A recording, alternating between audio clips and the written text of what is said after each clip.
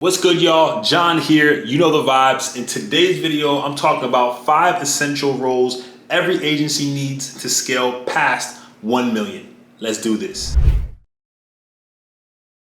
So here it is, y'all. Here is the breakdown of our team. We handle between 12 to 16 projects at once. Keep in mind that each project could be at a different level or different step in our 5-step process. So we could be just onboarding them and we're working through the brand discovery, or maybe we got info back and we're working on the sitemap, or maybe a project is wrapping up in QA or quality assurance and we're getting ready to go live. So all those projects can be at different steps. So here are the specific roles that we have at our 13-person team and how we break that down and delegate to our team members. So one, at the top, you have me as management. My main role is to create amazing content like this, hire amazing folks, empower them, and delegate all of the things that I do on a daily basis. So when I started the agency, I was doing design, I was doing development, writing HTML, writing CSS, essentially doing all the work. I always applaud that because I think it's important to be able to know and understand how to do the work, but the nuance and more specifics and details, I hire people better than me, that are designers, that are developers, and I charge accordingly so I can pay them well and be able to get the job done in the long term. So my main role right now as the founder is to create content, to go out and sell, and then of course manage and delegate to the team. Then we have our client manager, Jay. That's my right-hand man. He essentially manages all of our clients. He mitigates expectations. He sends out weekly emails.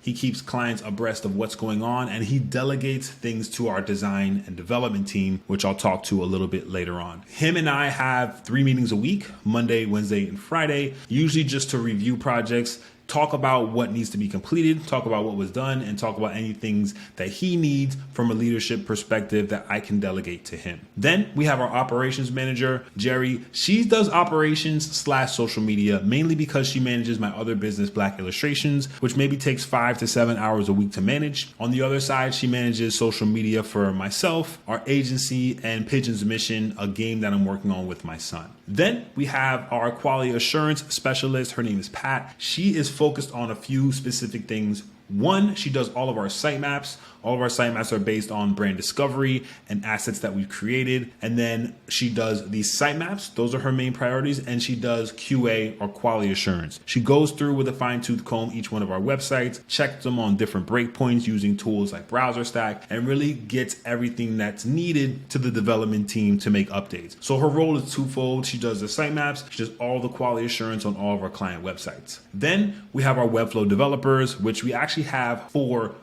sorry, can't count, on staff right now.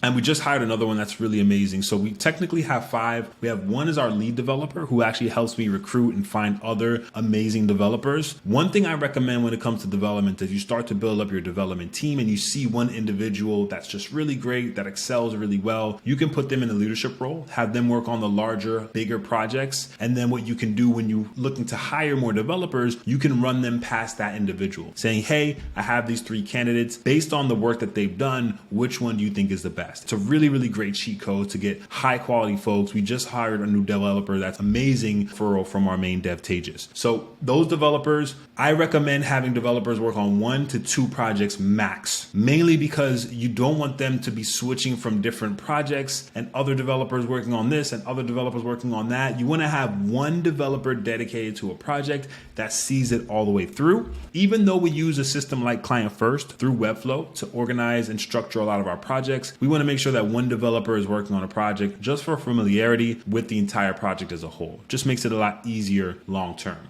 That's the developer side. Then on designers, we have 3 designers on our team. One of those designers is a pixel designer. That's for our project that we're working on. The project I'm working on with my son, which is a side-scrolling video game. So he's focused there. Our other designers, their main, I say, goals are 2 things. And a couple of them can do both. Some of them can only do one or the other. Doing brand guideline or brand design, which is logo, color palette, all that good stuff. And then high fidelity designs for websites.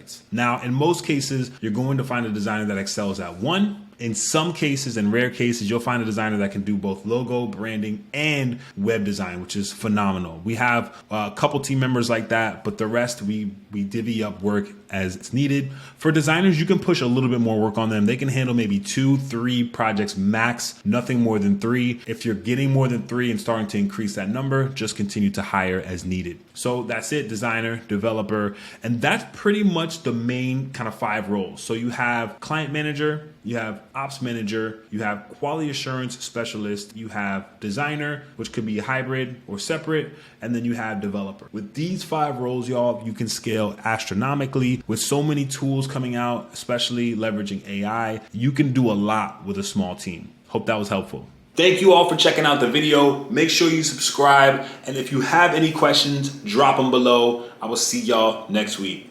Peace.